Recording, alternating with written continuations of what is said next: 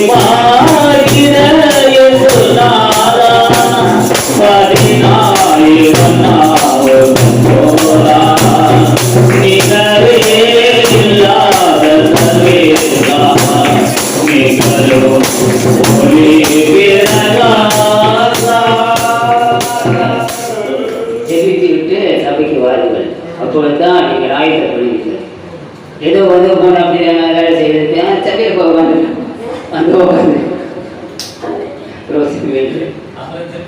நானே ஒரு ஒன்று யோசிச்சிருந்தேன். 9:30 தான் நான் கிளம்புனேன். 13வது மாடியிலிருந்து இறங்கி போச்சு பஸ்ஸு. கருத்து நல்ல விதமாக கொண்டு வந்து சேர்த்தார். எனக்காக ஜெபியுங்கள், நாம் உங்களுக்காக ஜெபிக்கிறோம்.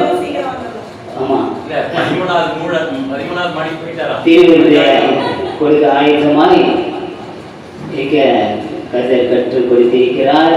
நீங்கள் எங்களுக்கு முன்பாக வர வேண்டும். ஆராதனை தொடங்குவதற்கு முன்பாக வந்து அவர் பாலித்து அமரும். அப்பொழுது அவங்களுக்கு நன்மை கிடைக்கும். ஆமென். கரங்களை கட்டி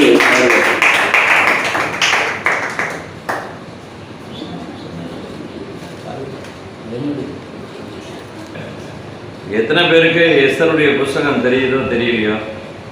எஸ்தர் புஸ்தகம் வந்து வேதத்தில் பழைய ஏற்பாட்டின் காலத்தில் வேத புஸ்தகத்தை யூதர்கள் வந்து என்ன பண்ணிட்டாங்க, எஸ்தர் புக்கை தனியாக வச்சுட்டாங்க. அதை இணைக்கலை. முதல்ல எஸ்தர் புக்கில் அது ஒரு வரலாறு சம்பந்தமாக இருந்தது. அதை வேதத்தோடு இணைக்கணுமா வேண்டாமா அப்படிங்கிற ஒரு காரியம் என்ன அவங்களுடைய தீர்மானத்தில் இருந்தப்போ இணைக்கக்கூடாது என்று சொல்லி என்ன பண்ணிட்டாங்க, ஜனகரிப் சங்கம் விலக்கி வைத்தது.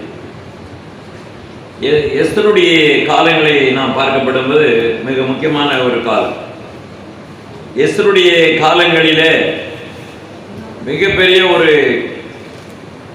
யூதர்களுக்கு யெகோவாவை வழிபடுகின்ற அந்த மக்களுக்கு மிகப்பெரிய ஒரு பிரச்சனை வந்தது.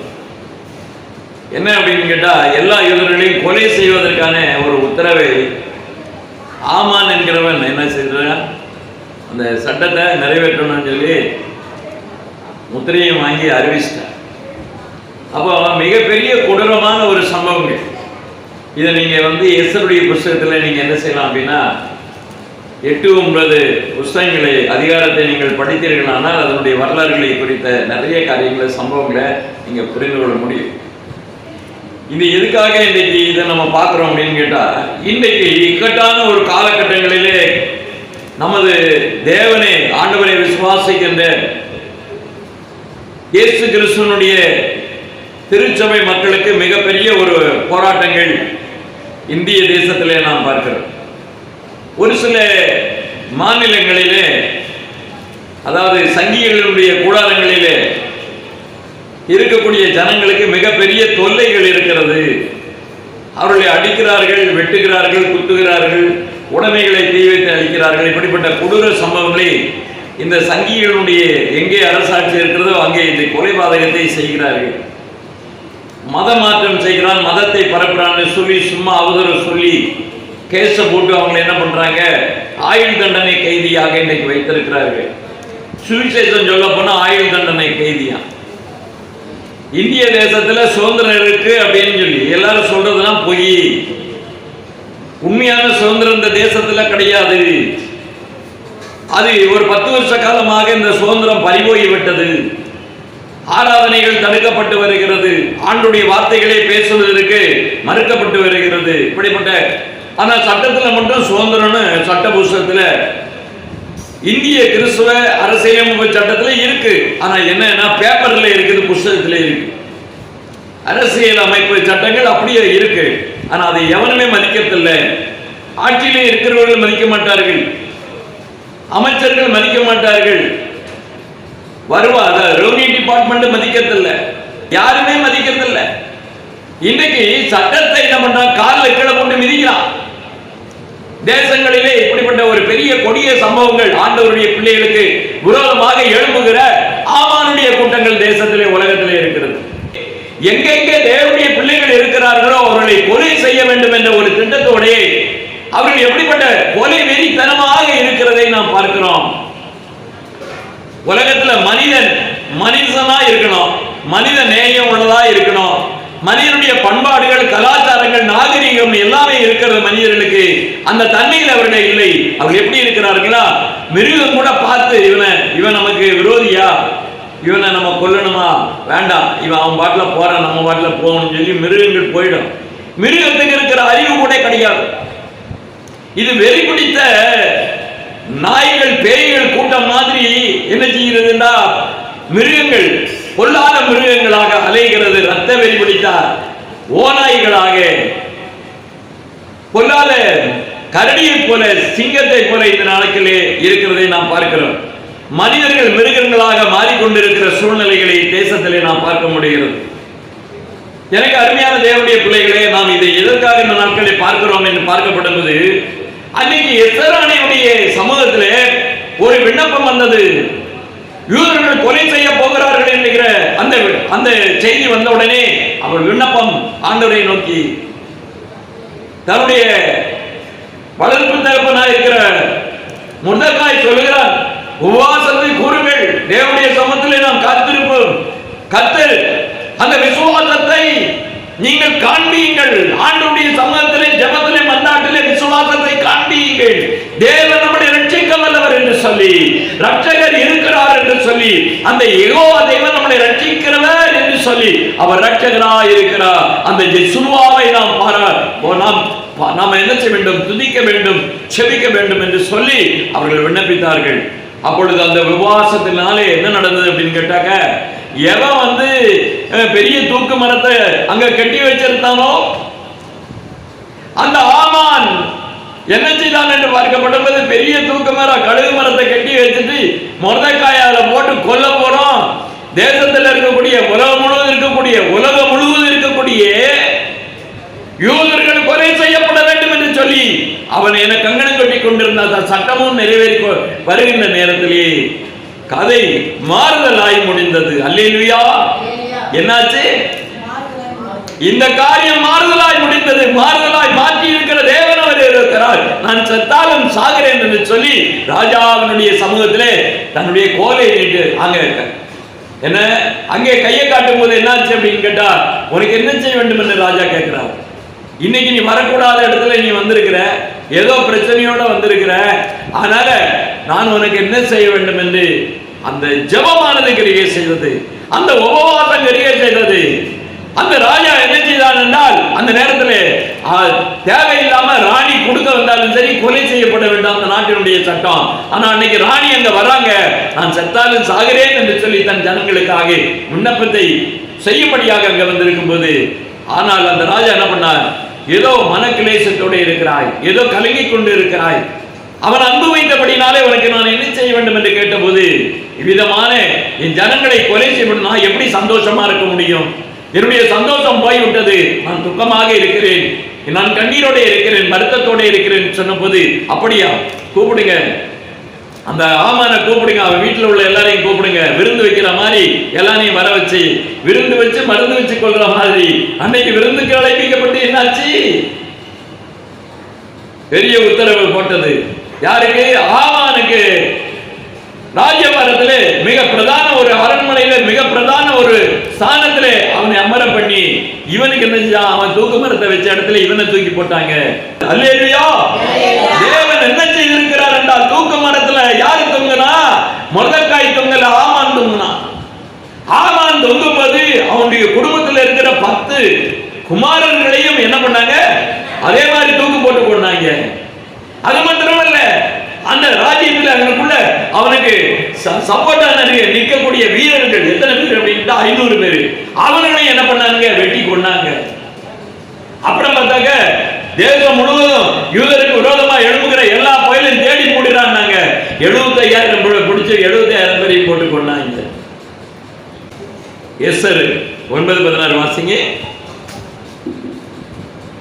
ராஜாவின் நடுவிலுள்ள ராஜாவின் நாடுகளில் உள்ள மற்ற யூதர்கள் தங்கள் பிராணனை தற்காக்கவும் தங்கள் பகைஞர்களுக்கு விலகி இளைப்பாறுதல் அடையவும் ஒருமிக்க சேர்த்து தங்கள் விரோதிகளின் 70,000 பேரை கொன்று போட்டார்கள்.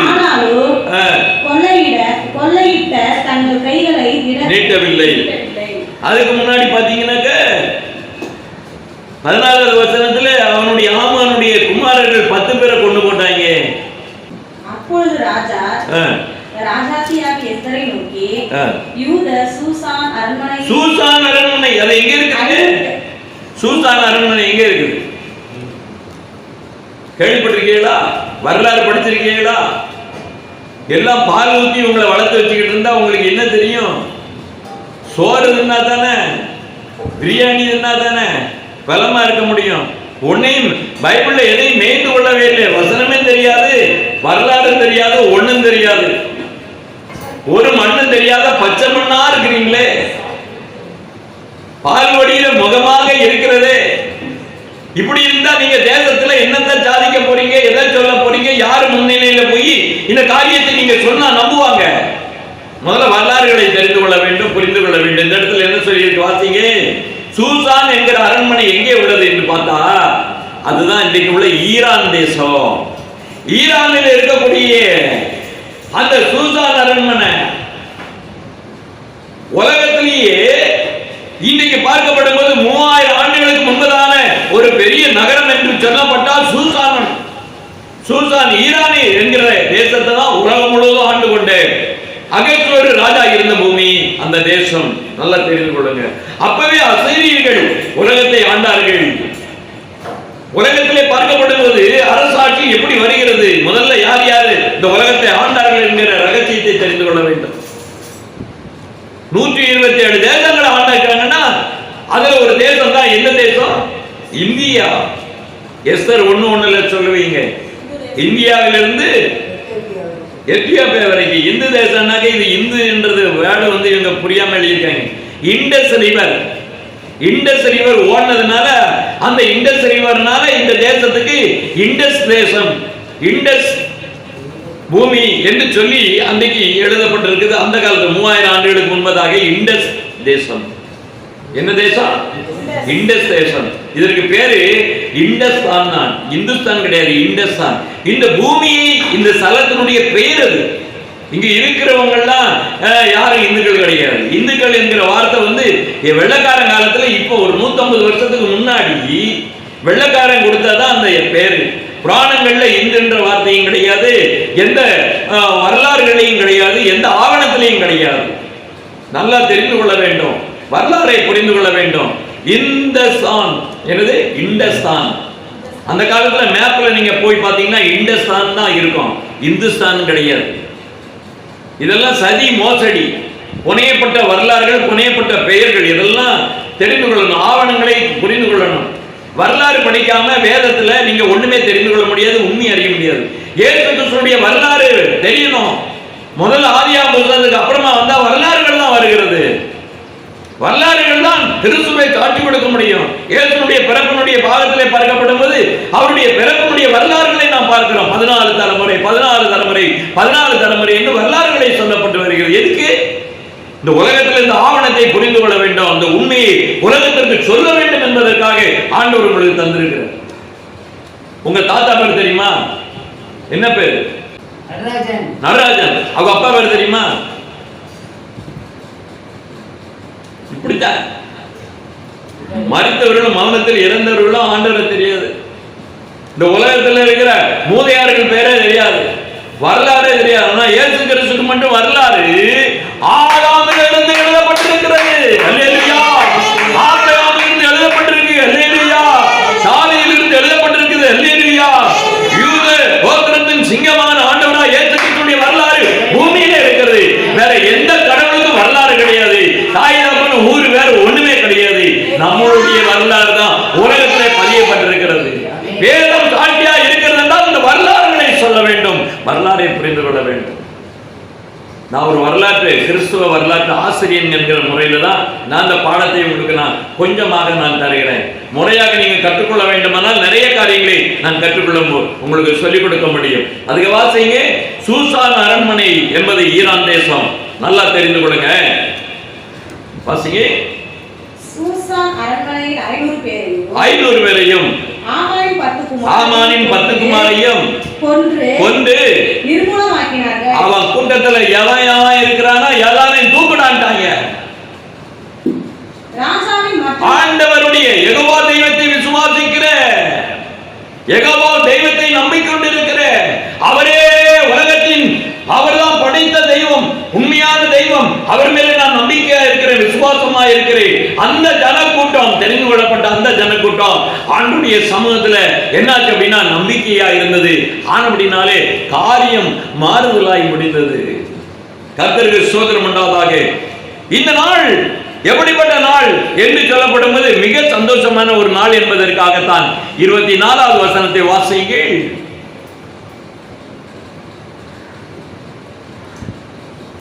எஸ்தர் 9:24 வாசிங்க. அமெரிக்காவின் குமாரனாகிய ஆமான் என்னும் என்ன சொல்லப்பட்டிருக்கு? அமெரிக்காவின் குமாரனாகிய ஆமான் என்ன? ஆகாகியன், ஆகாகிய வம்சம். ஆமான் ஆகாகிய வம்சம். யூதருக்கெல்லாம் சத்துரு. யார் அவன்? யூதருடைய சத்துரு ஆமான்.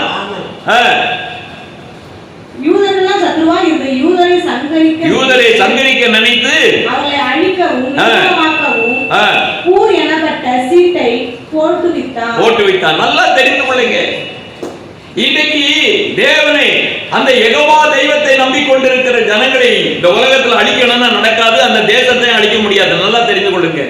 உலகமே எழும்பி இஸ்ரவேல் தேசத்தை கைவத்தி நான் அழிச்சிருவேன், எல்லாத்தையும் நொறுக்குவேன் அப்படின்னா உலகம் எல்லாமே எழும்பினாலும் சரி இஸ்ரவேலை ஒண்ணு கிழிக்கவே முடியாது. யெகோவா தெய்வத்தின் பூமி, ஆண்டவர் தன் ஜனத்தை அடையாளமாய் வைத்திருக்கின்ற பூமி, அந்த தேசம் இஸ்ரவேல் ஜனங்களுக்கு கொடுக்கப்பட்டுள்ள அந்த பூமி 2000 ஆண்டுகள் இஸ்ரவேலுடைய தேசமானது வரைபடத்திலே கிடையாது. ஆனா இந்த சந்ததி ஒழிந்து போகாது என்று உங்களுக்கு சொல்கிறேன் என்று சொன்ன தேவன் அந்த யெகோவா தெய்வத்தினுடைய தீர்க்க தரிசனத்தின்படி, தீர்க்க தரிசன வார்த்தையின்படி மீண்டுமாக இஸ்ரவேல் தேசம் வரைபடத்தில் வந்துவிட்டது. எவ்வளவு பெரிய காரியம்! 1948 இஸ்ரவேல் வரைபடம் உலக வரைபடத்திலே உள்ள வந்துருச்சு. ஏன் அப்படின்னா இந்த சந்ததி ஒழிந்து போகாது என்று கர்த்தர் சொல்லி இருக்கிறார். இயேசுவினுடைய சந்ததி, இயேசுவினுடைய வம்சம் ஒழிந்து போகாது, அழிந்து போகாது. அது வரலாறு, தேவன் சொன்ன வார்த்தை. இவ்விதமான அந்த இடத்துல நான் பார்க்கப்பட்டது, இந்த இடத்துல பார்க்கப்பட்டது. இந்த ஆமான் நல்லா தெரிந்து கொள்ளுங்க. ஒரு உண்மையை சொல்ல போகிறேன். இந்த இடையில உள்ள காலங்களில் ஆமானுக்கு போற வரவெல்லாம் வணக்கம் வைப்பாங்க, போற ராஜாக்கள் எல்லாம் வணக்கம் வைப்பாங்க. அவங்க சிம்மாசனம் போட்டு உயரமான சிம்மாசனத்துல ஆமான் இப்படி உட்கார்ந்துட்டு இருப்பான். இவன் மொர்கெதேக்காய் பார்க்கும்போது இப்படியே பார்ப்பான், நாய அப்படின்ட்டு அப்படியே சென்று போவான். அதனாலதான் அவனுக்கு கடுப்பாயிருப்பான், நம்மளை மதிக்கலையே, நம்மளை வணங்கலையே. ஆமான் ஆமான் நல்லா தெரிஞ்சுக்கொள்ளுங்க. ஆமான் ஆமான். இன்னைக்கு பெந்தேகோஸ்தே சபையில ஆவினால கொள்றேன்னு சொல்லிட்டு ஆமான் ஆமான் ஆமான் ஆமான் ஆமான கூப்பிட்டு இருக்கான். ஆண்டவரை கூப்பிடல, ஆமீன் சொல்ல தெரியாத ஆமான கூப்பிட்டு இருக்கான். பிசாசனுடைய ஆவி உள்ள போகுது. நிறைய சபைகள்ல அந்நிய பாஷையில பேசுற ஆமான் ஆமான் ஆமான்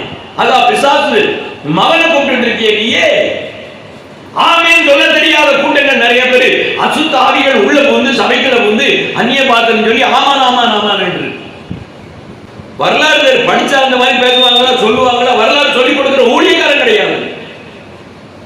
சபையை நாசம் பண்ணிக்கிட்டு இருக்காங்க.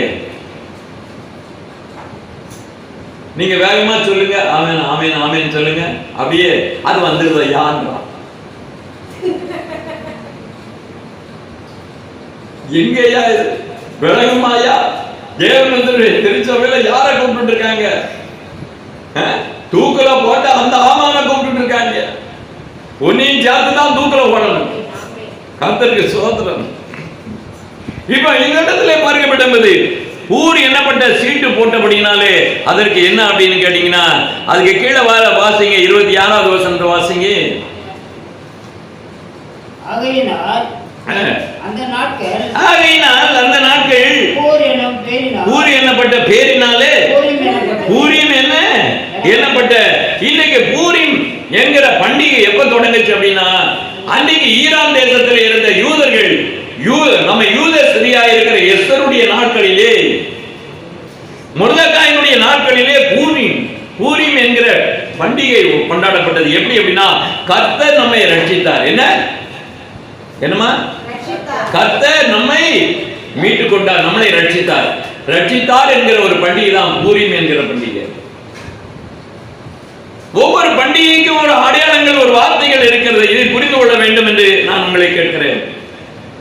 மிக உபத்திரமான ஒரு காலங்களிலே, நம்மை அடிக்கின்ற ஒரு காலகட்டங்களிலே தேவ சமூகத்திலே இருந்து கர்த்தர் நம்மளை மீட்டார், நம்மளை ரட்சித்தார் என்கிற ஒரு காரியத்தை அந்த நாட்களிலே அவர்கள் என்ன செய்தார்? இஸ்ரவேலர்கள் எல்லாரும் நாங்கள் ரட்சிக்கப்பட்டோம், நாங்கள் மீட்கப்பட்டோம், ஆனபடினாலே கர்த்தருடைய உடன்படிக்கையின் வார்த்தை எங்களுக்குள்ளே இருக்கிறது, நாங்கள் பண்டிகைகளை கொண்டாடுவோம் என்று சொல்லி அன்னைக்கு பூரிம் பண்டிகை கொண்டாடினாங்க. அப்ப இது என்ன அர்த்தம்? விசுவாசத்தினாலே கர்த்தரின் நினைவு கூர்ந்தார்கள், விசுவாசத்தினாலே கர்த்தருக்கு நன்றி சொன்னார்கள் என்கிற ஒரு காரியம் என்பதை நாம் பார்க்கிறோம். அப்படினாலே பிரியமானவர்களே, இது மார்ச் 23, 24 நடந்த பண்டிகை. மார்ச் 23, 24 நடந்த பண்டிகை. உங்களுக்கு தெரியுமா? அதெல்லாம் அந்த அளவுக்கு என்னாச்சு? படிக்கிறீங்க, வாசிக்கிறீங்க, சொல்லி கொடுத்தா தானே. 7 பண்டிகை இஸ்ரவேலுடைய பண்டிகை. 7 பண்டிகை, 3 பண்டிகை முக்கியமான பண்டிகை. அப்படினாலே இரண்டாவது ஒரு பண்டிகையை நாம் பார்க்கிறோம், ஹனுக்கா பண்டிகை. கிமு 2வது நூற்றாண்டிலே ஹனுக்கா பண்டிகை. உலகம் முழுவதும் முதல்ல எந்த ராஜ்யம், இந்த உலகத்துல சாம்ராஜ்யம் மொத்தம் 5. முதல் சாம்ராஜ்யம் என்னது? பாபிலோனிய சாம்ராஜ்யம், நேபுகாத்நேச்சருடைய சாம்ராஜ்யம். 2வது சாம்ராஜ்யம் மீதிய பெர்சிய சாம்ராஜ்யம். 3வது சாம்ராஜ்யம் என்னது? கிரேக்க சாம்ராஜ்யம், மகா அலெக்சாண்டருடைய கிரேக்க சாம்ராஜ்யம். 4வது என்னது? ரோம சாம்ராஜ்யம். 5வது வரப்போகிறது கிறிஸ்துவனுடைய சாம்ராஜ்யம். அல்லேலூயா. நாம இடைப்பட்ட நேரங்களிலே வாழ்ந்து கொண்டிருக்கிறோம். ரோம சாம்ராஜ்யத்துக்கு அப்புறமாக துக்கடாக உடைந்து போன களிமண்ணும் இரும்பும் அப்படியாக கலந்திருக்கிற பாலமாக அன்னைக்கு காண்பிக்கப்பட்ட சின்ன சின்ன நாடுகளாக அது என்னாச்சு? ரோம சாம்ராஜ்யம் உடைந்து பிரிந்து நொறுங்கி அப்படியாக உலகம் முழுவதும் குட்டி குட்டி தேசங்களாக மாறிவிட்டது. கர்த்தருக்கு ஸ்தோத்திரம் உண்டாவதாக. இந்த காலகட்டங்களிலே கிமு 2வது நூற்றாண்டு கிரேக்க சாம்ராஜ்யத்துக்கு அப்புறமாக இஸ்ரவேலை மீட்கும்படியாக அன்னைக்கு இஸ்ரவேல் என்னாச்சு? இஸ்ரவேல் தேசம் யார் கையில போச்சு? பாபிலோன் கைக்கு போயிடுச்சு. அதுக்கப்புறமாக இஸ்ரவேல் தேசங்களே எருசலேம் எல்லாம் நொறுங்கி நாசமா போச்சு. ஆனா திருப்பி என்னாச்சு அப்படின்னா 2வது நூற்றாண்டில் அது மீட்கப்பட்டது என்பதை நாம் பார்க்கிறோம். அந்த மீட்கப்பட்ட நேரத்தில் கிரேக்கர் எடுத்திருந்தாங்க. மீட்கப்பட்ட அந்த நாட்களிலே இஸ்ரவேலை கர்த்தர் மீட்டுக் கொண்டார் என்று சொல்லி ஹனுக்கா பண்டிகை கொண்டாடினாங்க. அந்த பண்டிகை கொண்டாடும் போதுதான் ஹமாஸினுடைய ஏக்கம் என்னாச்சு அப்படின்னு கேட்டா, இவங்களை போட்டு தள்ளுன்னு சொல்லி அன்னைக்கு தான் கலவரம் வந்தது. இன்னைக்கு அந்த கலவரம் இன்னைக்கு தொடர்ந்து கொண்டே இருக்கு. ஹமாஸ் தீவிரவாதிகள் பண்ணாங்க. கடைசியில் என்னாச்சு? காசா பட்டணமே அழிக்கப்பட்டுச்சு. அன்றைக்கு ஆண்டவர் கானான் தேசத்தை ஆண்டவர் கொடுத்த போது காசா அதுல இருந்தது. யோசுவா காலத்துல தேசங்கள் மீட்கப்படும் போது காசா அதுல இருந்தது. காசாவை யாருக்கும் கொடுக்கல. ஆனா என்ன ஆச்சு அப்படின்னு கேட்டா, உலகத்தினுடைய நாடுகளுடைய பேச்சை கேட்டு அன்றைக்கு இஸ்ரேல் தேசம் என்ன பண்ணுச்சுன்னா காசாவை தனி நாடாக பிரிச்சு கொடுத்த சம்மதிச்சது. அதனால வந்த சனியனை இப்ப அனுபவிச்சுட்டு இருக்கிறாங்க. அன்றைக்கு அரசியல் பார்வை இல்லை, அன்றைக்கே அந்த தெளிவு இல்லை. அமெரிக்காக்காரன் பேச்ச கேட்டு என்ன பண்ணிட்டானுங்க, காசாவை தனியா விட்டு கொடுத்தானுங்க. அதனால வந்த சனியன் தான். கடைசியில் என்னாச்சு, காசாவை மொத்தமா என்னாச்சு, அழிச்சாச்சு. இன்னைக்கு கணக்கு 40,400 பேரு, பெண்கள் ஆண்கள் எல்லாரும் சாகடிக்கப்பட்டிருக்காங்க. இன்னும் ஹமாஸ் தீவிரவாதிகள் திருந்துற மாதிரி இல்லை, ஹிஜ்புல்லாவும் திருந்துற மாதிரி இல்லை. எவன் இஸ்ரேல் அழிக்கணும்னு திட்டம் போட்டானோ அவன் சாகடிக்கப்பட்டான். யாரு, ஈரானுடைய அந்த தலைவன் யாரு, அந்த தேசத்துடைய அவன் தான் எல்லா வேலையும் காரணம். அவன் என்னாச்சு அப்படின்னாக்க சோழி முடிஞ்சது. அல் கொய்தாவுடைய இது ஹமாஸுடைய தலைவருடைய மகன் அமெரிக்காவில் போய் சொன்னா இது தீவிரவாத இயக்கம், இது முஸ்லிம்களை ஏமாத்துறாங்க, அங்க சேரக்கூடாதுன்னு சொல்லி அமெரிக்கா தேசத்துல சாட்சி கொடுத்து 1,00,000 பேர் ரட்சிக்கப்பட்டிருக்கிறாங்க. முஸ்லிம்கள் மத்தியில ஹமாஸுடைய தலைவர் அந்த பையன், நான் அந்த கதையை உங்களுக்கு பின்னால சொல்லுகிறேன். 1,00,000 பேர் முஸ்லிம்கள் என்ன செய்தாங்க, ரட்சிக்கப்பட்டிருக்கிறாங்க. அமெரிக்கா தேசத்திலே அந்த சாட்சி கொடுக்கப்பட்டது. மிகப்பெரிய ஒரு காரியம் நடந்தது. இப்படியாக இந்த நாட்களிலே பார்க்கப்படும்போது தேவனுடைய வார்த்தையின்படியாக இங்க நான் பார்க்கிறோம். அந்த அனுஷ்கா பண்டிகையை கொண்டாடி கொண்டிருக்கிற நேரத்தில் என்ன ஆச்சு அப்படின்னு கேட்டீங்கன்னா, நாங்கள் இஸ்ரேல் தேசத்துக்குள்ளே நாங்கள் நுழைந்து விட்டோம் என்று சொல்லி மிக சந்தோஷமாக 8 வருஷத்துக்கு கொண்டாடுவாங்க.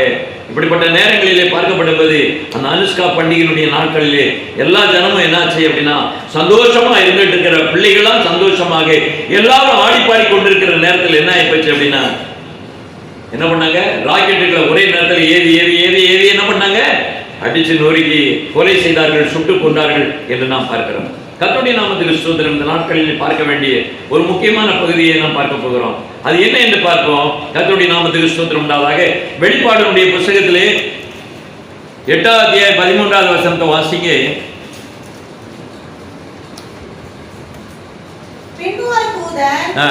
வானத்தின் மத்தியிலே பறந்து வர கண்டேன்.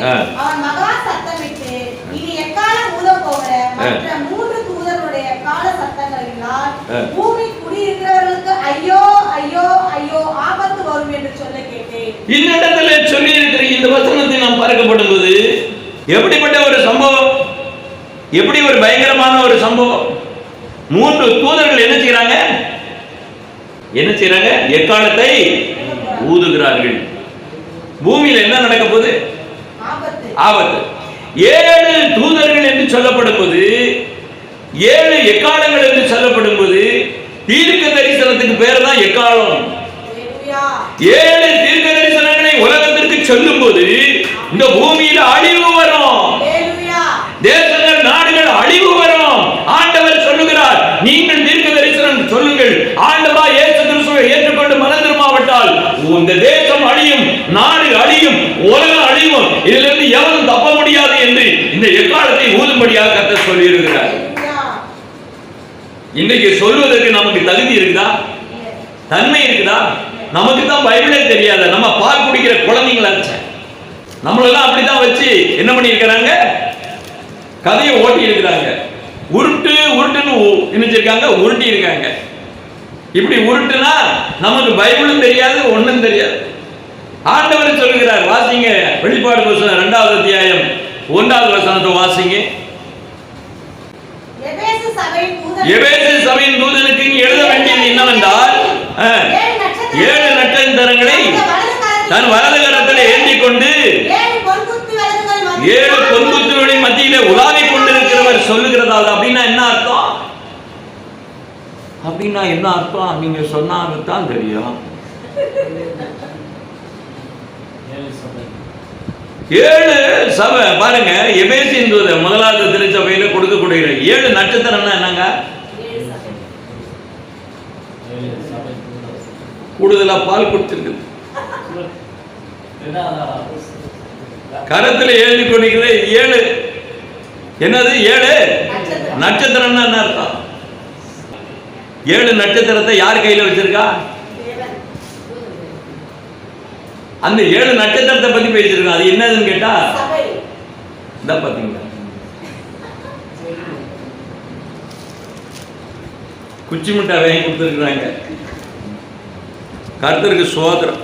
ஐயா, வெளிப்பாடு 1:14 அவருடைய சிரசும் மயிரும். மயிருன்ற வார்த்தை கேரளாவில் கெட்ட வார்த்தை. டிரான்ஸ்லேஷனை பாருங்க, மயிருன்னு போட்டு எழுதியிருக்கான் பைபிள்ல. டிரான்ஸ்லேஷன் தமிழ்ல மொழியாக்கம் பண்ணவங்க ஒரு என்னாச்சு அப்படின்னா, ஆமா மயிருன்றது கெட்ட வார்த்தை. ஒருத்தனை சொல்லியாச்சுன்னா அவனை சாகடிச்சிருவாங்க. சொல்லி பாருங்க, பேசலாமா? பேசலாம். பைபிள் எழுதக்கூடாத ஒரு வார்த்தை அது. டிரான்ஸ்லேஷன் பண்ணியிருக்காங்களா? வேற இதில் பாருங்க, மற்ற பைபிளில் இருக்காது, மற்ற தமிழ் புத்தகத்தில் இருக்காது. கத்தோலிக்க தமிழ் பைபிளில் கிடையாது, லுத்தரன் தமிழ் பைபிளில் கிடையாது, உலகத்தில் எந்த பைபிளும் கிடையாது. இந்த லண்டன் வேதாகம சங்கத்தில் இதில் 40% என்ன இருக்குது, சமஸ்கிருத தமிழ். இது முழு தமிழ் கிடையாது. அவருடைய சிரசும் முடியும் வெண்பஞ்சை போலவும் உறைந்த மலையை போலவும் வெண்மையாயிருந்தது. அவருடைய கண்கள் அக்கினி ஜுவாலையை போல் இருந்தது. அப்ப இது யாரு? வாசிங்க, 16 வாசிங்க.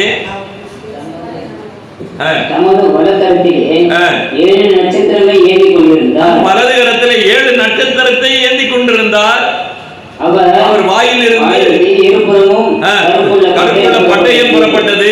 அவருடைய முகம் வல்லமையாய் பிரகாசிக்கிற சூரியனை போல் இருந்தது. அதுக்கு கீழே நான் அவரை கண்டபோது செத்தவனை போல விழுந்தேன், அவருடைய பாதத்திலே விழுந்தேன்.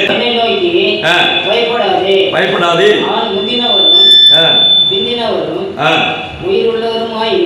நான் எப்படி இருக்கிறேன்? முந்தினவர் பிந்தினவர் உயிருள்ளவர். முந்தினவர் யாரு? யெகோவா தெய்வம். பிந்தின தெய்வம் வரப்போற இயேசு கிறிஸ்து. அதுக்கப்புறம் சொல்றாரு, உயிரோடு இருக்கிற நான் தான் அப்படிங்கிறாரு. மரித்தது யாரு? நான் தான். சதாக்காலம் உயிரோடு இருக்கிறது நான் தான். அப்ப என்ன அர்த்தம்? முந்தினவர் யெகோவா, பிந்தினவர் இயேசு கிறிஸ்து. முந்தினவரும் பிந்தினவரும் நான் தான் சொல்றாரு. நான் தான் மரித்தேன், மனுஷனா நான் தான் மரித்தேன், நான் உங்களை மீட்டுக் கொண்டேன், நான் தான் 7 நட்சத்திரங்களை கையில வச்சுட்டு இருக்கிறேன்னு சொல்றாரு. அந்த 7 நட்சத்திரம் என்னன்னு கேட்டா, 7 நட்சத்திரம் என்ன? அவர் கையில இருக்கிற நட்சத்திரம் 7 தூதர்கள். 1 ஜோசப், 2 விசு. நட்சத்திரம் என்கிறது எதை குறிப்பிக்கிறது என்று பார்க்கப்படும்போது ஞானவான்களை சொல்லுகிறது. தேவனுடைய தரிசனத்தினுடைய அர்த்தங்களை பரலோகத்திலிருந்து அந்த செய்தியை கொண்டு வருகிற தேவ தூதை கொண்டு வருகிற அவர்கள் நட்சத்திரம். அந்த விளக்கு தண்டுகள் தான் சபை. 7 குத்து விளக்கு என்கிறது. அந்த 7 அகல் விளக்கு இருக்கிறதா 7 திருச்சபையை சொல்லுகிறது. நட்சத்திரம் அதுதான் கனவான்கள், தீர்க்கதரிசிகள். இப்ப என்ன சொல்லுகிறது என்று பார்க்கப்படும் போது, இந்த உலகத்திலே சொல்லப்படுகிற ஒரு காரியம், ஆண்டவருடைய வருகையை குறித்தவர்கள் சொல்லுகிறார்கள், ஆண்டவருடைய நாளை குறித்து சொல்லுகிறார்கள். 2 பேருடைய புத்தகம் 3ஆம் அத்தியாயம் 10வது வசனத்தில் என்ன சொல்லுகிறது? கர்த்தருடைய நாள் இரவிலே திருடன் வரும்போது போன் பண்ணிட்டு வருவானா, கடிதம் போட்டுட்டு வருவானா, இல்ல மெயில் போட்டுட்டு வருவானா, இல்ல வாட்ஸ்அப் போட்டுட்டு வருவானா? எப்போ வருவாங்க திருடன்? சொல்லுங்க. இருட்டுலன்னா என்ன அர்த்தம்? இருட்டுன்னா என்ன? பூமி எங்கும் பாவம் நிறைந்திருக்கும் போது, அந்த காலத்தினுடைய காலம். அந்த மாதிரியான காலத்துல ஆண்டவர் வருகிறார் என்றால் பூமி எங்கும் ஆண்டவருடைய வருகையிலே நீதிமான பார்க்க முடியாது, பரிசுத்தமான பார்க்க முடியாது, ஜெபம் பண்றவன பார்க்க முடியாது. ஆண்டவருடைய வருகையிலே நீங்கள் ஜெபம் பண்ணுவதற்கு நிற்கிறவர்களாய் அந்த இடத்துல அந்த பாத்திரவான்களா இருக்கணும் அப்படின்னு ஆண்டவர் விரும்புகிறார். ஜெபம் பண்ண மாட்டாங்க. ஒரு நாளா நிறைய ஜெபம் பண்ணியிருப்பாங்க, பின்னாட்கள் பார்த்தா ஜெபம் குறையும். ஜெபம் பண்ற மாதிரி கொஞ்ச நேரமா குறைச்சு 1 மணி நேரம் 2 மணி நேரம் ஜெபம் பண்ணுவேன், 20 நிமிஷத்துக்கு வந்துடுவேன். 20 நிமிஷம் ஜெபம் பண்ணா 2 நிமிஷத்துக்கு வந்துடுவேன். ஜெபம் குறையவே கூடாது, தொழுகை குறையக்கூடாது, வேத வாசிப்பு குறையக்கூடாது. ஆண்டுடைய வருகையினுடைய காலகட்டங்களில் பார்க்கப்படும்போது அவர் வருகையை சகிக்கிறவன் யார்? பார்த்தா பயங்கரமா இருக்கும். அப்படின்னு என்ன அர்த்தம்? அவருடைய வருகை பயங்கரமா வருகிறது, வருகையை சகிக்க முடியாது. எக்காலத்தோட வாரிலே எக்கால சத்தத்தோட ஆண்டவர் இறங்கி வருகிறாரு. ரகசிய வருகை கிடையாது. திருடனை போல என்று சொல்லப்பட்ட திருடன் கிடையாது. திருடனை போல அந்த டைம், அந்த நேரம் யாருக்கும் தெரியாதுன்றதான் அர்த்தம். இந்த கூமுட்டைகள் என்ன பண்ணுது அப்படின்னு கேட்டா, நிறைய கூமுட்டைகள் இன்னைக்கு பைபிளை கையில வச்சுக்கிட்டு ஆண்டவர் வருகிறார், ரகசியமாக வருகிறார், திருடனை போல வருகிறார், நீ ரட்சிக்கப்பட வேண்டுமானால் அந்த ரகசிய வருகையிலே நீ ஆண்டவரோட போகணும் அப்படின்னு எத்தனை மடையன் சாம்பிராணி இந்த உலகத்துல சொல்லி கொடுத்துக்கிட்டு இருக்கிறான். பைபிளை தப்பு தப்பா போதிக்கிறான். ஆண்டவருக்கு என்ன அப்படின்னு கேட்டா, ஆண்டவருக்கு முன்னாடி அவன் பேசுற பேச்செல்லாம் வேதத்துக்கு விரோதம், கர்த்தருடைய வார்த்தைக்கு விரோதம், தேவனுக்கு விரோதம், ஆவியானவருக்கு விரோதமாக இன்னைக்கு செய்தி பரவிக்கிட்டு இருக்கு. வேதம் என்ன சொல்லுகிறது? நம்ம கம்பீரமான அந்த ஆண்டவர் சொல்லுகிற ஒரு வார்த்தை, என் ஆண்டவருடைய வார்த்தை, எக்கால சத்தத்தை ஆண்டவர் கொடுக்கிறார். எக்காலம் ஊதாம, எச்சரிப்பு கொடுக்காம எங்கேயுமே யுத்தம் நடக்காது, சண்டை வராது. ஒரு எக்காலம் ஊதாம ராஜா வரமாட்டாரு. எக்காலம் ஊதி வேட்டு போடணும்னா முதலமைச்சர் வரமாட்டாரு, கவர்னர் வரமாட்டாரு, பிரசிடென்ட் வரமாட்டாரு. யார் வருகிறா? வானத்தை பூமியை படைத்த கர்த்தர் சர்வவல்லமை ஆண்டவர் வருவது எக்காலம் ஊதப்படும். அது பகிரங்கமான வருகை என்று சொல்லப்பட்டிருக்கிறது. திருட்டு பையன் சொல்லுவான், திருட்டுத்தனமா வருவார், தெரியாது, எங்க போய் முடிய போத தெரியல. ஆண்டவர் சொல்லுகிறார், ஏசாயா புத்தகம் 18வது அத்தியாயம் 3வது வசனத்தை வாசிங்க. எதுக்காக நான் இதை திருப்பி திருப்பி உங்களுக்கு சொல்றேன்னா, உலகம் முழுவதும் இன்னைக்கு ஆவிக்குரிய சபை என்று இன்னைக்கு கள்ள உபதேசம் போய்கிட்டு இருக்குது. இதை என்ன செய்யணும்? முறியடிக்க வேண்டும். இதை நம்ம சொல்லாம இருந்தா ஐயோ. வாசிங்க, ஏசாயா 18:3 வாசிங்க. பூச்சக்கரம் என்றால் பூமியினுடைய வாசமா இருக்கிறவர்கள், தேசத்தில் குடிகளால் நீங்கள் எல்லாரும் மலைகளின் மேல் கொடியேற்றப்படும் போது பாருங்கள், எக்காலம் ஊதப்படும் போது கேளுங்கள். எக்காலம் என்கிறது தீர்க்க தரிசனம். ஆண்டவருடைய வருகை குறித்த செய்தியை நான் சொல்றேன்னா அது எக்காலமா தான் ஊதி சொல்லணும், அது பகிரங்கமா தான் நான் சொல்ல வேண்டும். கர்த்தருடைய வார்த்தை அவிதமாகத்தான் சொல்லிக் கொண்டிருக்கிறது. ஆண்டவருடைய வார்த்தை விதமாக நமக்கு உணர்த்தப்பட்டு கொண்டிருக்கிற நேரத்திலே இந்த வார்த்தையை குறித்து நாம் தியானிக்கிறோம். அதுதான் என்ன அப்படின்னு கேட்டாக்க, உண்மையான பண்டிகை ஆண்டவருடைய வருகை, ஆண்டவருடைய எக்கால பண்டிகை. அதுதான் அந்த எக்கால பண்டிகைக்கு அடையாளமா தான் அனுகா பண்டிகை கொண்டாடப்பட்டு வருகிறது. கிறிஸ்துவினுடைய வருகையை அறிவிப்பதற்காக எக்கால பண்டிகை கொண்டாடப்பட்டு வருகிறது. அந்த பண்டிகை நடக்கும்போதுதான் ஹமாஸ் சைத்தான்கள் என்ன செஞ்சது? ராக்கெட்டை விட்டு எல்லாம் எருசலேம் மேல விட்டு பெரிய அட்டாக் பண்ணிட்டு நிறைய பேரை, சின்ன சின்ன பிள்ளைங்களை, அப்பாவிங்களை, குழந்தைகளை கொண்டு போட்டார்கள் என்று நாம் பார்க்கிறோம். நினைவு கூறுங்கள் ஐயா, நினைவு கூறுங்கள். இதை புரிந்து கொள்ள வேண்டும் என்று ஆண்டவர் சொல்கிறார், உணர்த்தப்பட வேண்டும் என்று ஆண்டவர் சொல்கிறார். 1 தெசலோனிக்கேயருடைய புத்தகத்திலே நீங்கள் வாசியுங்கள், 4வது அத்தியாயம் 16 18 வரைக்கும் வாசிங்க. இதை ஏன் நம்ம இன்னைக்கு பேசிட்டு இருக்கிறோம் அப்படின்னா, கள்ள உபதேசத்தில் இருக்கிறவர்களுக்கு நீங்கள் இந்த நல்ல உபதேசத்தை கொண்டு போய் சொல்லுங்கன்றதுக்காக தான் இதை இன்னைக்கு நாம பேசி கொண்டிருக்கிறோம். இதுவரைக்கும் நான் நம்பிக்கொண்டிருந்த கள்ள உபதேசத்தையும் கள்ள உபதேசிகளையும் நம்ம என்ன செய்யணும்? வேரோட பிடுங்கி போடணும். அதுக்காக ஆண்டவர் சொல்லுகிறார், இந்த கள்ள உபதேசத்தை ஒழித்து கட்ட வேண்டும் என்று சொல்லுகிறார். 1 தெசலோனிக்கேயர் 4வது அத்தியாயத்திலே 16 18 வரைக்கும் வாசிங்க.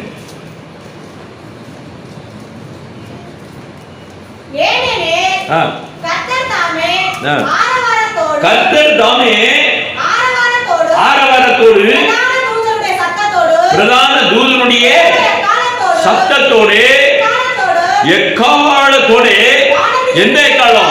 தேவ எக்காலம். தேவ எக்காலம் ஊதுனா என்ன செய்யும்? பூமியும் வானமும் அதிரும். பூமியும் வானமும் அதிரத்தக்கதாக தேவ எக்காலம் வானிலே முழங்குகிறது. யார் வர்றா? நம் ஆண்டவராகிய சர்வமல்ல ஆண்டவராகிய நம் கர்த்தர் வருகிறார். வானத்திலிருந்து இறங்கி வருவார். இது எங்க திருடனா? இவரு திருட்டுத்தனமாவா வர்றாரு? ரகசிய வருகையா இது? சொல்லுங்க. இதுவரைக்கும் உங்களுக்கு எவன் போதித்தான்? ரகசிய வருகைன்னு சொல்லி இவன் கூமுட்டையாக்கி வச்சிருக்கிறான். ஆண்டவர் சொல்லுகிற ஒரு வார்த்தை, பரலோகத்தின் தேவன் சொல்லுகிற வார்த்தை, திருச்சபைக்கு சொல்லுகிற வார்த்தை, தேவ தூது கொடுக்கப்பட்டிருக்கிறது, ஆவியானவர் சொல்லுகிற ஒரு வார்த்தை. இந்த நாட்களிலே இந்த வார்த்தையை நீங்கள் என்ன செய்ய வேண்டும்? நீங்கள் அறிந்து கொள்ள வேண்டும். ஆண்டவர் தாமே ஆரவாரத்தோடு, பிரதான தூதனுடைய சத்தத்தோடு, தேவ எக்காலத்தோடு வானத்திலிருந்து இறங்கி வருவார். அப்பொழுது கிறிஸ்துவுக்குள் மரித்தவர்கள் முதலாவது எழுந்திருப்பார்கள். அல்லேலூயா. அன்றைக்கு தான் யார் வருவா? யார் வருவா? உங்க அப்பா வர மாட்டாரா? மரித்தவர்கள் முதலாவது வருவாங்க. மணி என்ன வருவாரு? ஆமா, அவங்க மனைவி வருவாங்க. யாரு? ஐயா வருவாங்க. ஆண்டவர் சொல்லுகிறார், மரித்தவர்கள் முதலாவது எழுந்திருப்பார்கள். ஆண்டவர் சொல்லுகிறார், கல்லறை எல்லாம் பீஸ் பீஸா டமார் டமார் டமார் டமார் இருக்கும். அது வேற சவுண்டு. என்னையா பெரிய பாறாங்கல்ல போட்டு காங்கிரீட் போட்டு வச்சிருப்பான், கப்புன்னு வெடிக்கும். அப்படியே டமார்னு வந்து நிற்பாங்க. அன்னைக்கு நிற்கும் போது தெரியும், ஐயா என் ராஜா அப்படின்னு அங்கிருந்து ஓடி வருவார். உங்க அப்பா ஓடி வருவார், உங்க மனைவி வரும், எல்லாரும் வருவாங்க. மரித்தவர்கள் முதலாவது எழுந்திருப்பார்கள். ஆண்டவருடைய வார்த்தை, சீவனுடைய வார்த்தை சொல்லுகிறது, வானமும் பூமியும் ஒழிந்து போனாலும் என் வார்த்தை ஒழிந்து போகாது. இந்த வார்த்தையில விசுவாசம் உள்ளவர்களாக நம்பிக்கையோடு இருங்கள். கர்த்தருடைய வார்த்தை பகிரங்கமாக இருக்கிறது. மரித்தோர் உயிருடைய எழுந்திருப்பார்கள் என்று சொல்லப்பட்டிருக்கிறது. 17வது வசனத்தை வாசிங்க. பின்பு உயிரோடு இருக்கிற நாமும் கர்த்தருக்கு எதிர்கொண்டு போவோம். அப்ப மேகங்கள் மேல் அவரோடு கூட ஆகாயத்தில் எடுத்துக்கொள்ளப்பட்டு இவ்விதமாக அப்ப ஆண்டவர் இறங்கி வரும்போது எங்கேயாவது பூமியில இறங்குறாரா? அவர் காலே பூமியில வைக்கிறதல்ல, ஆகாயத்துல வராரு. நாம பூமியில இருந்து நம்ம பறந்து போகிறோம், எதிர்கொண்டு போகிறோம். அல்லேலூயா. நாம் பறந்து போக போகிறோம். ஒரு நிமிஷத்திலே நம்மளுடைய சரீரமானது மறுரூபப்படும். ஆண்டவருடைய வருகை, ஆண்டவரை பார்க்கப்படும் போது அவர் இருக்கிற வண்ணமாகவே நாம் மாறுவோம். இந்த மண்ணான சாய்ந்த பூமியில பிரியாணியை சாப்பிடுது, சோறை சாப்பிடுது, டீ குடிக்குது, எல்லாத்தையும் கண்ட கசமானெல்லாம் சாப்பிட்டுட்டு என்ன போகுதுனாக்க அப்படியே அசுத்தம் பண்ணிட்டு போயிடுறாங்க. இந்த அசுத்தமான சரீரம், இந்த நரர்களான இந்த உடை, ஆகாரத்தை சாப்பிட்டு இப்படி அசுத்தமான கழிவுகளையுடைய இந்த சரீரமானது இந்த பூமியோட சரி ஆண்டுடைய சமூகத்திலே ஒரு இமைப்பொழுது அதைத்தான் அங்கே சொல்லி இருக்கிறார். 1 கொரிந்தியர் புத்தகம் 15வது அத்தியாயம் 51 வாசிங்க. இதோ ஒரு ரகசியத்தை நான் உங்களுக்கு அறிவிக்கிறேன். நாம் எல்லோரும் நித்திரை அடைந்தவர்களுக்கு முந்திக்குள்ள மரித்தவங்க எழும்புவாங்கல்ல, அவங்களுக்கு முன்னாடி நம்ம போக முடியாது. அவங்க தான் முதல்ல ஃபர்ஸ்ட் என்ன செய்வாங்க? அவங்க தான் எழுந்து பறப்பார்கள். அப்புறமாக ஆமா ஆகிலும் கடைசி எக்காலம், கடைசி நிமிஷம் என்ன அப்படின்னா கடைசி எக்கால துணி. அந்த சத்தம் உண்டாகும் போது என்ன ஆகுதுன்னா ஒரு இமைப்பொழுது பூமியில் இருக்கிற நாம் மறுரூபப்படுவோம். அல்லேலூயா. இயேசுவானவர் மறுரூப மலையில மறுரூபப்பட்டு காட்டாரு. பிரகாசமான ஒரு ஒளி இருந்தது. அந்த மகிமையை கண்டார்கள். ஆண்டவருடைய மகிமையை கண்டபோது தான் அவர் என்று யாருக்கும் சொல்லாதுன்னு சொல்லி சொன்னாரு. அப்ப அவருடைய பிள்ளை அப்பா ஏசப்பான்னு கூப்பிட்டா அந்த பிள்ளைகளும் அந்த பேரொழியை உடைய அந்த தெய்வத்தின் மகிமையை இவர்களும் தரித்து கொண்டு வானிலே பறப்பார்கள். அல்லேலூயா, துதி மகிமை என்று சொல்லி பாடிக்கொண்டு அப்படியே நம்ம பறந்து போவோம். கர்த்தருக்கு ஸ்தோத்திரம் உண்டாவதாக. இவ்விதமாக கர்த்தர் ஒரு இமை பொழுது நம்மளை மாற்றுகிறார். அதுக்கப்புறம் வசனத்தை வாசிங்க 52. எக்காலம் துணிக்கும், அப்பொழுது மரித்தோர் அழிவில்லாதவர்களாய் எழுந்திருப்பார்கள். நாமும் மறுரூபமாவோம். அழியாமை உள்ள இது என்ன அழிவுள்ளதாகி இருக்கிற அழியாமையையும் சாவுக்கு எதுவான இது சாவமையும் தரித்துக் கொள்ள வேண்டும். அழிவுள்ளதாகி இது அழியாமையும் சாவுக்கு எதுவான இது சாவமையும் தரித்துக் கொள்ளும்போது மரணம் ஜெயமாக விழுங்கப்பட்டது என்கிற எழுதியிருக்கிற வார்த்தை நிறைவேறும். அல்லேலூயா. மரணத்தை தூக்கி போடுகிற தேவன் உலகத்தில் வாழ்ந்தான். மரணமோ எல்லாவற்றையும் ஆண்டவர் என்ன செய்கிறார்னா பூமியில வேரோட எடுத்து போகிற தேவன். மரணம் இல்லை என்று சொல்லுகிற தேவன், துக்கம் இல்லை என்று சொல்லுகிற தேவன், வேதனை இல்லை என்று சொல்லுகிற தேவன். அந்த மகாராஜா மகாபிரபு ஆண்டவரா இயேசு கிறிஸ்து மாத்திரமே. ஏன் அப்படின்னு கேட்டா அவர் மரணத்தை விழுங்கிட்டாரு, ஜெயமாக விழுங்கி விட்டார். அல்லேலூயா. அப்படினாலே ஆண்டவர் சொல்லுகிறார், நாம அன்னைக்கு தான் என்ன பண்டிகை கொண்டாட போறோம்? எக்காலம் வானிலை வரும்போது. அதான் நமக்கு உண்மையான ஹனுக்கா பண்டிகை, எக்கால பண்டிகை. அதுதான் அந்த பண்டிகை. அந்த நாட்களில் ஆண்டவருடைய சத்தத்தை கேட்டு நாம் கடந்து போக போகிறோம். அப்படியாக தேவன் நமக்கு, ஆண்டவர் இப்படிப்பட்ட ஒரு வார்த்தையை நமக்கு தந்திருக்கிறார். இதுல இந்த ராப்சர் என்கிற வார்த்தையை சொல்கிறார்கள். இந்த ராப்சர் என்கிற வார்த்தை எப்படின்னு பாத்தீங்கன்னாக்க, ஹர்பசோ, அது பேர் என்ன? ஹர்பசோ என்கிற ஒரு ஒரிஜினலுடைய வார்த்தையை இவர்கள் என்ன பண்ணாங்க அப்படின்னு கேட்டீங்கன்னா, ரேப்பியோ, ராபிட்ரோ என்கிற ஒரு வார்த்தையை டிரான்ஸ்லேஷன் பண்ணி மாத்தி இருக்கிறாங்க. ஹர்பசோ என்கிற ஒரு வார்த்தையை இவர்கள் என்ன பண்ணி இருக்கிறாங்க அப்படின்னு கேட்டீங்கன்னாக்க, ஒரிஜினல் வார்த்தை ஹர்பசோ தான். ரேப்பியோ, ராபிட்ரியோ என்கிற ஒரு வார்த்தையை கிரேக்கில் இருந்து மாத்தி இங்கிலீஷில் மாறும்போது அது ராப்சர் என்று மாற்றி விட்டார்கள். இந்த நாட்களிலே பார்க்கப்பட்டபோது இந்த வார்த்தை எப்படி வந்தது என்கிறதை நாம் பார்க்கிறோம். ஆண்டவர் சொல்லுகிறார், தேவன் சொல்லுகிறார், ஆண்டவர் சொல்லுகிற ஒரு மகத்துவமான ஒரு வார்த்தை. இந்த உலகத்தில் உள்ள ஜனங்களே, நீங்கள் இதை புரிந்து கொள்ளுங்கள், இந்த பண்டிகையை புரிந்து கொள்ளுங்கள். இது யூதர்களுக்கு புரியல. அது நாம் இந்த நாட்களிலே மதம் மாறின யூதர்களுக்கு தெரியும், ஆண்டவர் இயேசுவை ஏற்றுக்கொண்ட யூதர்களுக்கு தெரியும், நம்ம மாதிரி கருப்பு யூதர்களுக்கு தெரியும். அல்லேலூயா. நம்ம யாருங்கய்யா? இயேசுவான ஒரு யூதர்னா நம்ம அவருடைய பிள்ளைகள் தானே. நம்ம யாரு? கருப்பு யூதர். நம் ஒருத்தர் உட்கார்ந்து இருக்கிறாரு, நானும் தான், நீங்களும் தான். அப்ப ஆண்டவர் சொல்லுகிறார், நாம் எல்லாரும் என்ன சொல்லப்பட்டிருக்கிறா, இந்த பண்டிகை ஆண்டவருடைய உறவிலே இருக்கிறவர்கள், ஆண்டவருடைய கட்டளையிலே இருக்கிறவர்கள், ஆண்டவருடைய கட்டளையும் கற்பனையும் நீதியும் கை கொண்டவர்கள், ஆண்டவருடைய உறவிலே இருக்கிறவர்கள், என் தகப்பனே என்று சொல்லுகிற புத்திர சுவிகார ஆவியை பெற்ற அவர்களுக்கு தான் இந்த பண்டிகை பொருந்தும். அவர்கள் தான் இந்த பண்டிகையை கொண்டாட முடியும், வேற யாரும் கொண்டாட முடியாது. ஆண்டவர் யாரு ரைட் ரிலேஷன்ஷிப் வித் காட் யார் வச்சிருக்கிறார்? நீ ஆண்டவரோட உறவு, நீ பேசுறாரு, அவர் பேசுறாரு, ஜபத்துல அவரோட பேசுறாரு. நாளைக்குள்ள காரியங்கள், ஒவ்வொரு காரியங்களையும் தீர்க்க தரிசனத்தை பேசுகிற தீர்க்க தரிசன ஆவி உடையவர்கள், ஆண்டவருடைய உறவிலே இருக்கிறவர்கள், ஆண்டவருடைய உறவிலே இருக்கக்கூடிய என் தாயின் தகப்பனுமாக என் பிள்ளைகளே என்று சொல்லுகிற அந்த வார்த்தை, ஆண்டவருடைய சத்தத்தை கேட்கிற அந்த பிள்ளைகளுக்கு தான் இந்த பண்டிகையிலே பங்கெடுக்க முடியும். எல்லாரும் இதில் பங்கு கொள்ள முடியாது. சந்திக்க நீங்கள் ஆயத்தப்படுங்கள் என்று கர்த்தர் சொல்லுகிறார். இந்த இந்த மாதிரியான ஒரு காரியங்களை கர்த்தர் நமக்கு சொல்லி இருக்கிறார். விசுவாசத்தை நினைவு கூறுங்கள், ஆண்டுடைய சமூகத்திலே ஆண்டுடைய பண்டிகையை நீங்கள் நினைவு கூறுங்கள்.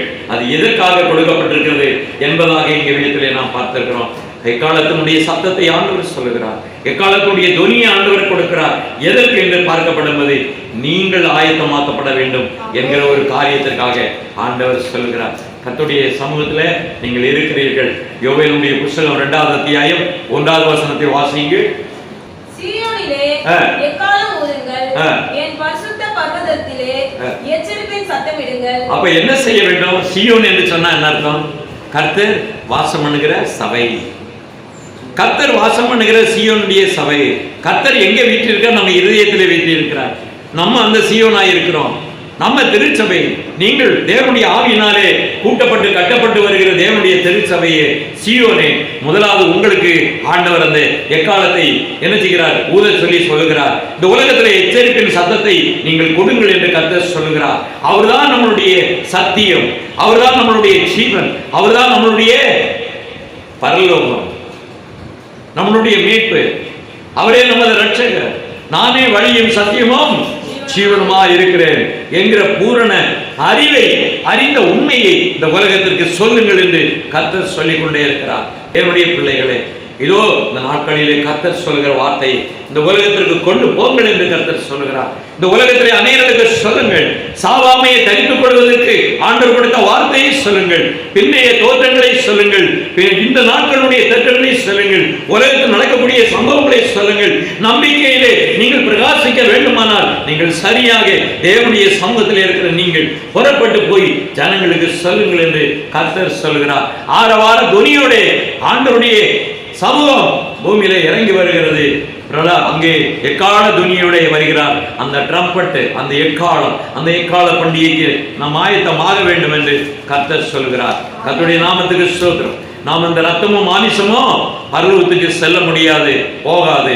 நாம் மறுரூபம் அடைந்துதான் நாம் போக வேண்டும். அந்த மகிமைக்குரிய ஆசீர்வாதத்தை, மறுமைக்குரிய ஆசீர்வாதத்தை, ரட்சிப்புடைய அந்த ஆசீர்வாதத்தை, உயிர்களுடைய அந்த ரகசியத்தை இந்த பூமியிலே சபைகளுக்கு சொல்லுங்கள். இது அவசியமான ஒரு காரியம். மரணத்தின் மீதான வெற்றியை கர்த்தர் கொடுத்திருக்கிறார். மரணத்தின் மீது நமக்கு வெற்றியை கொடுத்திருக்கிற, ஜெயக்கொடியை கொடுத்திருக்கிற அந்த தேவனுடைய நாமத்தினாலே நாம் மரணத்தை வென்றிருக்கிறோம். அல்லேலூயா. கர்த்தர் உங்களை ஆசீர்வதிப்பாராக. இந்த நாளிலே 2 பண்டிகை குறித்து உங்களுக்கு சொல்லி இருக்கிறேன். கடைசி காலத்தினுடைய பண்டிகை, எக்கால பண்டிகை, கர்த்தருடைய வருகையை அறிவிக்கின்ற நாம் இந்த நாட்களிலே திருச்சபையிலே நாம் தெளிவாக கற்றுக்கொண்டு நாம் கடந்து போக வேண்டும். கர்த்தர் உங்களையும் எல்லாவரையும் கேட்கிற யாவரையும் கர்த்தர் ஆசீர்வதிப்பாராக. ஆமென்.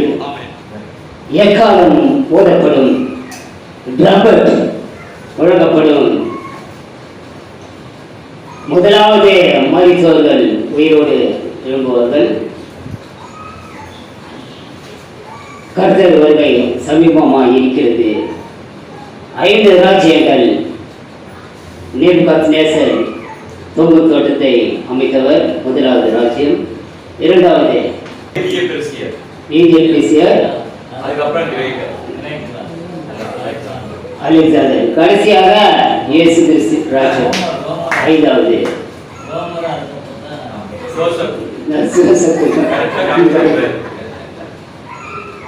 இப்படியாக நல்ல உற்சாகமாக இருந்தது.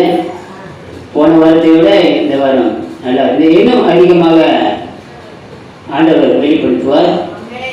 கடைசி நேரத்தில் வந்திருக்கிறோம். எக்காலம் ஊதி எரிகோவை பிடிப்போம், ஆரவார துடியோதே கனானு கொள்ளோதே, எழுப்புதலின் நேரமல்லோ, சுவாலின் காலமல்லோ, எழுப்புதலின் நேரமல்லோ, சுவாலின் காலமல்லோ.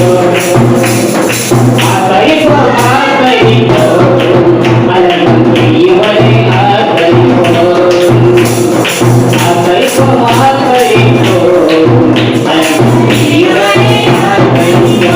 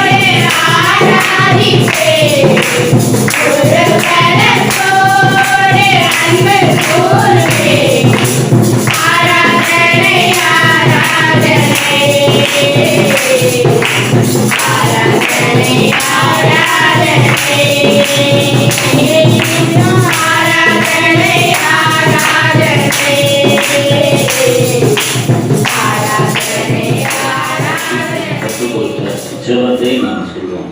பரமண்டலங்களில் இருக்கிற எங்கள் பிதாவே, உம்முடைய நாமம் ஆசீர்வதிக்கப்படுவதாக, உம்முடைய ராஜ்யம் வருவதாக, உம்முடைய சித்தம் பரமண்டலத்தில் செய்யப்படுவது போல பூமியிலும் செய்யப்படுவதாக. எங்களுக்கு வேண்டிய ஆகாரத்தை இன்று எங்களுக்கு தாரும். எங்கள் கடனாளிகளுக்கு நாங்கள் மன்னிக்கிறது போல எங்கள் கடன்களை எங்களுக்கு மன்னியும். எங்களை சோதனைக்கு உட்பட பண்ணாமல் தீமை நின்று எங்களை ரட்சித்துக் கொள்ளும்.